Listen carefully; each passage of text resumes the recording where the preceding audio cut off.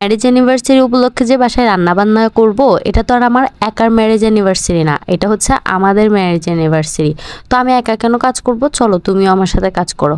এটা বলে সকাল থেকে হাজবেন্ডকে কাজে লাগিয়ে দিলাম। আসলে রান্নাবান্না সব আমি একাই করতে পারতাম, কিন্তু আমি চিন্তা করলাম আমি রান্নাবান্না একা একা করব, ও গিয়ে বসে বসে ফোনে গেম খেলবে, সেটা তো হতে দিতে পারি না। তাই ওকে এটাই বললাম যে অ্যানিভার্সারিটা শুধু আমার একার না, তোমারও সব কাজ করলে তুমিও করবা, আমি একা করব না। তো সে আর নিরুপায় হয়ে কি করবে, চলে আসলো আমার সাথে কাজ করতে। তো আমি হচ্ছে বিরিয়ানি করব ভেবেছিলাম, আজকে হচ্ছে আঁকনিটা করব, যেহেতু বাবুর আব্বু হচ্ছে সিদ্ধ চালের বিরিয়ানিটা খেতে পছন্দ করে, তো ভাবলাম যে আঁকনিটাই করি, কারণ আঁকনিটা তো হচ্ছে পোলাও চাল দিয়ে হয় না, সিদ্ধ চাল দিয়েই হয়। তো আমি হচ্ছে এখানে বেরেস্তা করে নিচ্ছিলাম, আর আঁকনির যে বিরিয়ানির মশলাটা, সেটার জন্য হচ্ছে আমি ওইখানে জয়ফল, জয়ত্রী, দারচিনি, এই 4টা উপকরণ হচ্ছে হালকা টেলে নিচ্ছি। আপনারা চাইলে গোটা জিরা থাকলে সেটাও টেলে নিতে পারেন। তো আমি হচ্ছে গোটা জিরাটা আনতে ভুলে গেছিলাম, যার কারণে আমি হচ্ছে পরে এটা ব্লেন্ড করার পরে এই মশলাটার সাথে জিরার গুঁড়াটা মিশিয়ে দিব। যদিও মশলাটা ও টেলে দিছিল, তো আমি বললাম যে আমি ওইদিকে অন্য কাজটা করি, তুমি এদিকে মশলাটা ব্লেন্ড করো। তো সেও লক্ষ্মী ছেলের মতো হচ্ছে মশলাটা ব্লেন্ড করতে চলে গেছে। আর মশলাটা ব্লেন্ড করে আসার পরেও তাকে আর বসতে দেয়নি, আমি বলতেছি আমি মাংসটা কেটে নিচ্ছি আর তুমি হচ্ছে আলুগুলো ছুলে নাও, এরপরে হচ্ছে পারলে টুকরোও করে দিও। তো সে আর কি করবে, একা একা মোবাইল তো আজকে মানে হাতে নিতেই পারবে না, মোবাইল হাতে নিলে তার খবর ছিল। তাই সে আমি যা যা বলতেছিলাম সবই করে দিচ্ছিল। এদিকে সে মশলাটা ব্লেন্ড করে দেওয়ার পরে এটার সাথে আমি হচ্ছে জিরার গুঁড়াটা মিক্সড করে নিয়েছিলাম। এবার হচ্ছে ওই বেরেস্তা ভাজির তেলটার মধ্যে হচ্ছে আমি আলু কিছু ভেজে নিচ্ছি, এই আলুগুলো হচ্ছে আমি ভাতের মধ্যে দিব। তো আমি অনেকক্ষণ ধরে খুব ভালোভাবে হচ্ছে আলুগুলো ভেজে নিয়েছিলাম। এই আলুগুলো তুলে নেওয়ার পরে আমি যেটা করব সেটা হচ্ছে আমি যে মশলাগুলো ভেজে রাখছিলাম, ব্লেন্ড করে রাখছিলাম জিরার গুঁড়ি সহ মিক্সড করে, ওই বিরিয়ানির মশলাটা থেকে অল্প কিছু মশলা আমি আলুর উপরে দিয়ে আলুগুলোকে হচ্ছে মাখিয়ে এক সাইডে রেখে দিব। আর এদিকে আমি যে চটপটি রান্না করার জন্য বুট সিদ্ধ করে রেখেছিলাম, ও হচ্ছে ওইটার জন্য টকটা রেডি করতেছিল। ও আবার এই কাজটা খুবই ভালো করতে পারে, আমি ফুচকা খাওয়ার সময় ও সবসময় ওকে দিয়ে টকের পানিটা হচ্ছে বানিয়ে নিই। তো এদিকে হচ্ছে আমি বিরিয়ানিটা বসানোর জন্য মাংসটা হচ্ছে মশলা দিয়ে একেবারে ম্যারিনেট করে নিব। শুরুতে আমি হচ্ছে বাদাম আর নারিকেল বাটাটা দিয়ে দিছিলাম, এরপরে একসাথে বেটে রাখা আদা রসুন বাটা দিয়ে দিলাম, এরপরে দিয়ে দিলাম হচ্ছে অল্প কিছু পেঁয়াজ কুচি, এবার দিয়ে দিলাম হচ্ছে দুধ। আমি এটার সাথে হচ্ছে লেবু রস মাখিয়ে কিছুক্ষণ মানে মিশিয়ে কিছুক্ষণ রেখে দিয়েছিলাম, ওইটাই দিয়ে দিছি। এই জায়গায় হচ্ছে আপনারা টক দইটা চাইলে ব্যবহার করতে পারেন, আমার কাছে ছিল না, তাই হচ্ছে আমি এভাবে দুধটা ব্যবহার করেছি। আর এরপরে হচ্ছে হলুদের গুঁড়ো, মরিচের গুঁড়ো, গরম মশলার গুঁড়ো আর যে বিরিয়ানির মশলাটা বানিয়ে রেখেছিলাম সেই মশলাটা দিয়ে দিলাম, আর দিয়ে দিলাম হচ্ছে স্বাদ মতো লবণ। আর গোটা কিছু হচ্ছে মশলা দিয়ে দিছি, তার মধ্যে ছিল হচ্ছে এলাচি আর হচ্ছে লবঙ্গ। এবার দিয়ে দিব হচ্ছে বেরেস্তা ভেজে রাখার যে তেলটা ছিল ওইটা থেকে অল্প পরিমাণ। আপনাদের মাংসটা যদি হচ্ছে চর্বিযুক্ত থাকে তাহলে তেলের পরিমাণটা আপনারা বুঝে দিবেন। আমারগুলো হচ্ছে চর্বির পরিমাণ কম ছিল, তাই আমি অনেকটাই হচ্ছে তেল দিয়েছি। এবার হচ্ছে হাতের সাহায্যে খুব ভালোভাবে মাখিয়ে মিশিয়ে এরপরে হচ্ছে এটা আমি চুলায় বসিয়ে দিব সরাসরি, কোনো রেস্টে রাখার কোনোই প্রয়োজন নাই। ওদিকে মাংসটা চুলায় বসিয়ে দেওয়ার পরে এদিকে আমি হচ্ছে এই লেগ পিসগুলোকে হালকা হলুদ, হালকা মরিচের গুঁড়ো, হালকা লবণ দিয়ে হচ্ছে ভেজে নিব। এই লেগ পিসগুলো প্রায় আমি হচ্ছে অনেক দিন ধরেই জমাইছি, আরও অনেকগুলো ছিল যেগুলো হচ্ছে চিকেন ফ্রাই করে হচ্ছে ভেজে খাওয়া হয়ে গেছে। তো এবার হচ্ছে লেগ পিসগুলোকে হালকা করে আমি ভেজে নিব, এটা দিয়ে হচ্ছে আমি একটু রোস্টের মতো করে ঝোলটা করব। একেবারে রোস্টের তো একেবারে হচ্ছে গ্রেভিটা খুবই কম থাকে, বাট আমি হচ্ছে একটু ঝোল রাখবো, যেন হচ্ছে আমার হাজব্যান্ড যেহেতু বিরিয়ানিতেও তার ঝোল লাগে, সে যেন হচ্ছে খেতে পারে আর কি ঝোলটা দিয়ে।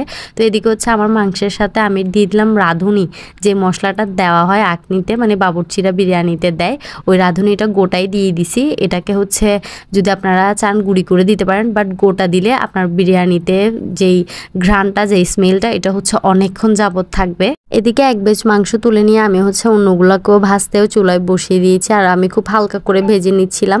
এরপরে এদিকে আমার মাংসটাও সিদ্ধ হয়ে আসছিল, তো আমি হচ্ছে চালটা দিয়ে দিছি। আর আঁকনিতে কিন্তু সবসময় সেদ্ধ চালটাই ব্যবহার করা হয়, আর আমার বাবুর আব্বু যেহেতু সেদ্ধ চালের বিরিয়ানিটা বেশি খেতে পছন্দ করে, তাই হচ্ছে আমি আঁকনিটাই করতেছিলাম। হচ্ছে আমি চালগুলোকে মশলার সাথে খুব ভালোভাবে কিছুক্ষণ ভেজে নিয়ে এরপরে হচ্ছে আমি পানি দিয়ে দিব, আর পানিটা হচ্ছে আমি গরম পানিটাই দিচ্ছিলাম। আর আমি যেহেতু 3 কেজি চাল ইউজ করেছি, তো আমি এটার মধ্যে হচ্ছে 6 কেজি পানি দিয়ে দিব। যারা হচ্ছে নতুন বিরিয়ানি রান্না করতেছেন তাদের জন্য পানির পরিমাণটা এর থেকে সহজভাবে আর বোঝানো সম্ভব না।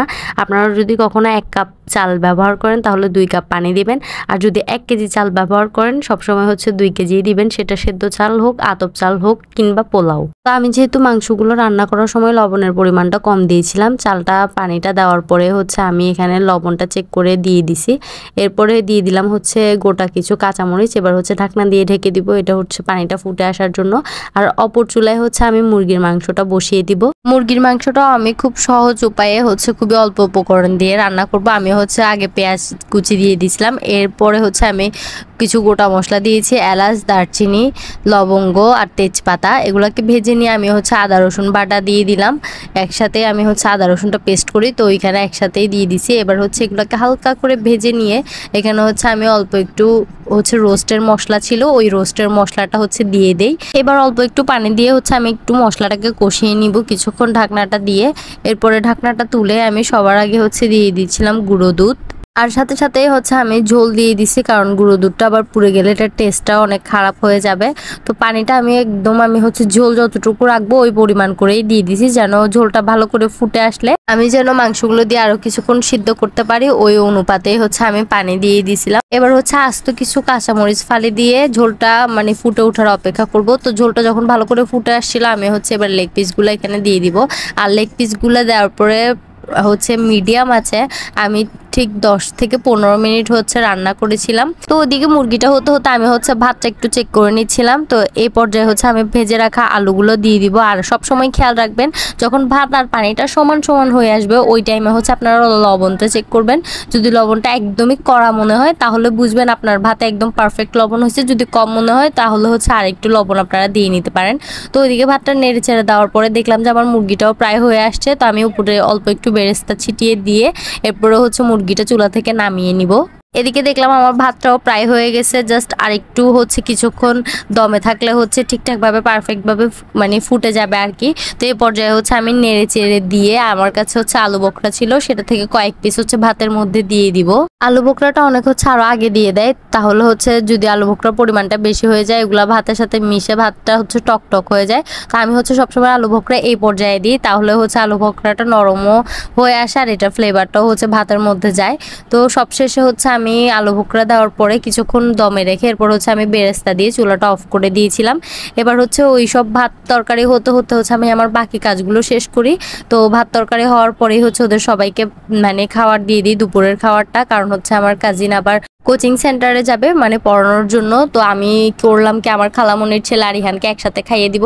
তো ভাবলাম আমি ওদেরকে খাওয়াতে খাওয়াতে এদেরকে ভাত দিয়ে দিলে ওদেরও খাওয়াটা হয়ে যাবে, আবার কতক্ষণে বসে থাকবে, ওরও প্রায় যাওয়ার টাইমটা হয়ে আসছিল। তো আমি হচ্ছে ভাত তরকারি সবগুলো বেড়ে নিচ্ছিলাম ওদেরকে ভাত দেওয়ার জন্য। অনেক হচ্ছে আখনি বিরিয়ানির কালারটা হচ্ছে একটু সাদা সাদা হলে সেটা পছন্দ করে, আর বেশিরভাগ আখনি বিরিয়ানির কালারটা কিন্তু একটু লালচে হয়। তো আমি হচ্ছে অতটাও লালচে করিনি, আমি জাস্ট হালকা হলুদ আর মরিচের গুঁড়ি দিয়েছি যেন একেবারেই সাদা না থাকে বা বেশি দিলে একেবারে যেন লাল হয়ে না যায়। তো এখানে হচ্ছে ওদেরকে আমি সালাদ সহ কেটে হচ্ছে খেতে দিয়ে দিই। তো আমি তেমন বেশি কিছু করিনি, বিরিয়ানি রান্না করেছিলাম আর এই লেগ পিসগুলোকে রোস্ট করেছিলাম।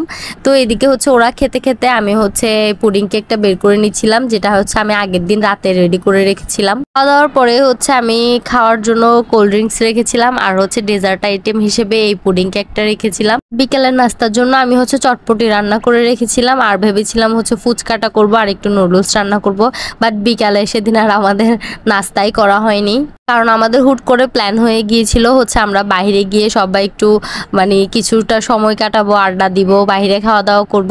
তো ওইটা ভেবে হচ্ছে আমরা আর সন্ধ্যায় বিকালবেলা হচ্ছে কিছুই খাইনি। তো ওদেরকে খাওয়া দাওয়া করানোর পরে আমার কাজিনকে বিদায় দিয়ে আমাদের পিচিগুলোকেও খাইয়ে দিয়ে সবার খাওয়া দাওয়া শেষ করে হচ্ছে আমরা দুজন একসাথে খেতে বসে যাই। আর ওদিকে দেখতেই পারতেছেন যে ওরা দুটোটা হচ্ছে দৌড়াদৌড়ি করতেছিল। ওদের খাওয়া শেষ, বলতেছিলাম যে তোমরা ঘুমাও, কিন্তু ঘুমের নাম নাই, ওরা ওদের মতো হচ্ছে দৌড়াদৌড়ি করতেছে। তো এই তো আজকের ভিডিওটা হচ্ছে এই পর্যন্তই রাখবো। যদি ভালো লাগে অবশ্যই লাইক, কমেন্ট এবং শেয়ার করে দিবেন। আর আমার ভিডিওতে টুকিটাকি এক্সট্রা নয়েজ আসতে পারে, তো ওইটার জন্য হচ্ছে ক্ষমা সুন্দর দৃষ্টিতে দেখবেন। যদি ভিডিও ভালো লাগে অবশ্যই লাইক, কমেন্ট এবং শেয়ার করে দিবেন। পরবর্তী ভিডিওর জন্য সবাই পাশে থাকবেন, সবাই ভালো থাকবেন, সুস্থ থাকবেন। আল্লাহ হাফেজ।